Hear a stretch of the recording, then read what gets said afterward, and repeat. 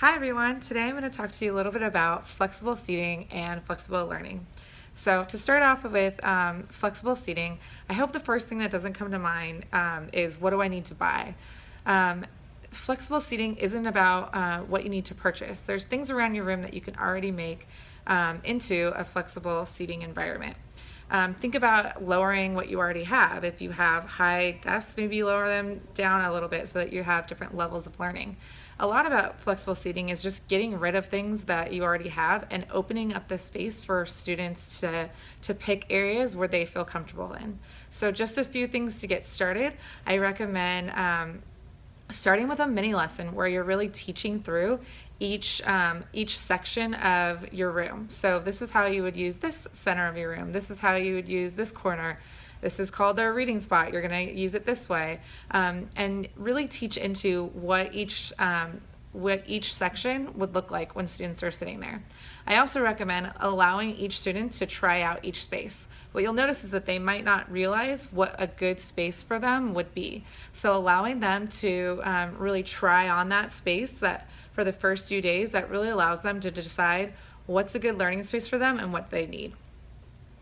Other things that I recommend is don't let flexible seating become an extra thing for you. Let it become a part of your culture. Let it become a part of your mindset. Flexible seating equals flexible learning. So if you're having things that are beginning to become issues in your classroom, create a system. So let's say that students tend to argue over a new area in your room. I recommend pulling sticks, so then you can just pick a few students that get to go there for that day, or maybe for that morning, or maybe for that time period. If it becomes a continuous argument, then maybe just put a timeout on that area, and then students can't use that area for a day or two.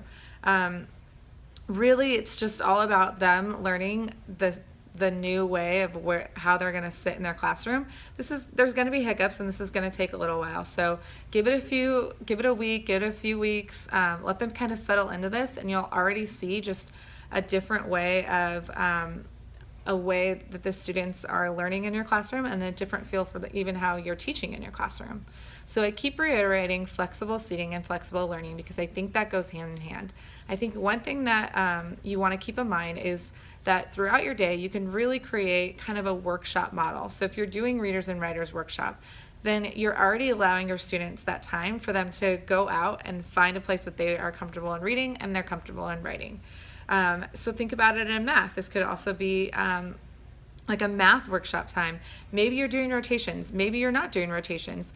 Maybe your rotations are not so set in stone. Maybe it's something where the students can go and they can work on something here and they can work on something over there. But it's letting go of that control and empowering students to take control of their learning. I think of two ISTE standards when I'm going through this. I think of one, the empowered learner, and I think of two, the innovative designer. So these two standards allow for students to really kind of take control and be creative and be innovative. And even for you, this allows you to be innovative and try something new in your classroom. So maybe you try flexible seating just in one area of your day. Maybe you try it just in Readers and Writers, or maybe you try it just one part. But I definitely think trying it and letting go will really allow a freedom in your classroom, and it will kind of guide the way that you teach. A lot of people ask then, a lot of teachers ask, how do I,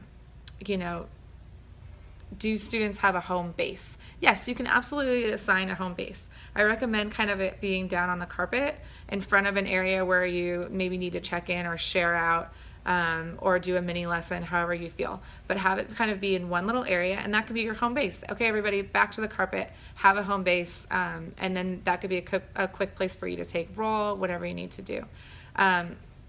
If you are having issues with transitions, consider doing transition slides. Throwing an image up on your smartboard that says pick a reading spot, and then at the bottom of that slide have a little timer and give them a minute, 30 seconds, however it takes to find that spot. And work on transitions, work on stamina, just like you do with reading and writing. How long can they write? How long can they transition? Give them a little bit longer and see if they can cut it shorter and shorter and work it throughout your day. So below this video, you're going to find some resources. I've given you some resources on flexible seating timers and just some articles and a little bit of background on what flexible seating is and what it's not. Hope this helps you. Thanks everyone. Bye.